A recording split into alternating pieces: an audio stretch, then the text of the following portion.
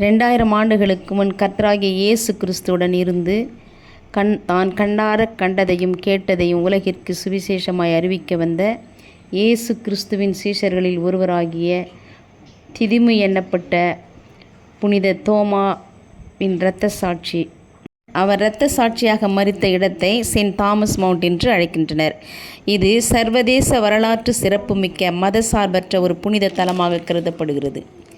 இவர் அங்குள்ள அந்த மலையில் உள்ள குகைகளில் வசித்து இயேசுவின் சுவிசேஷத்தை அறிவித்து வந்தார்.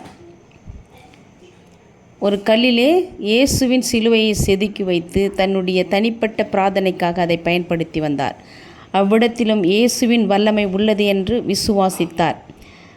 வழக்கம் போல் ஒரு நாள் ஜெபித்து கொண்டிருந்த போது எதிரிகள் அவரை ஈட்டியால் குத்தி கொலை செய்தார்கள்.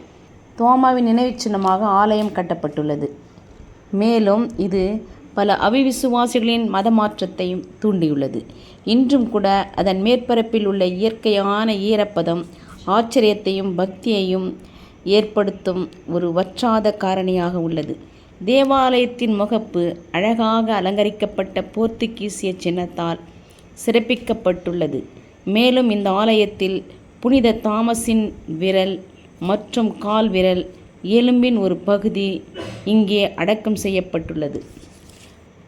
பழங்காலத்தின் பிரம்மாண்டமான ஓவியங்கள் 12 அப்போஸ்தலர்களின் உருவத்தையும் கிறிஸ்துவின் உருவங்களையும் புனித பவுலின் உருவங்களையும் நம் கண்முன் திரையிடப்படுகிறது. நற்கருணை வழிபாட்டு ஆலயத்தின் அமைதியையும் அமைதியான தியானம் மற்றும் ஆழ்ந்த பிரார்த்தனைக்கு விளக்குகள், பழங்கால தொங்கும் விளக்குகள் மற்றும் பலிப்பீடங்கள் ஆகியவை ஆலயத்தின் புனித தன்மையை அதிகரிக்கிறது.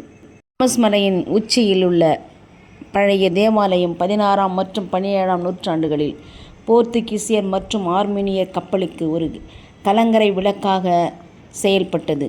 மாலுமிகள் தங்களுடைய பாதுகாப்பான பயணத்திற்கு பிரார்த்தனை ஸ்தலமாக இதை பயன்படுத்தி வந்தனர். 5ஆம் நூற்றாண்டு இந்த தேவாலயம் புதுப்பிக்கப்பட்டு மறுபடியும் சீரமைக்கப்பட்டு வருகிறது. ஆர்மீனியர்கள் சென்னையில் உள்ள அதற்கு அருகிலும் உள்ள பல கத்தோலிக்க தேவாலயங்களுக்கு உதவியாக இருந்தனர். இயேசு சிலுவையில் அறையப்பட்டு கையிலும் கால்களிலும் ஆணிகள் பாய்ந்த காயங்களில் விரல்களை விட்டு இயேசு உயிர்த்தெழுந்ததை விசுவாசித்து இரத்த சாட்சியாக மரித்த தோமாவின் கண்டு மகிழ்வோம்.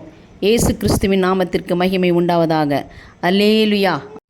வான்மேல் விழுந்த கற்களை நினைத்து சீஷர்கள் அடைந்த சீரைகளை சிந்தித்து மோசமே என்றாலும் நேசமாய் நடப்போம், புறப்பட்டு போக கடவோம்.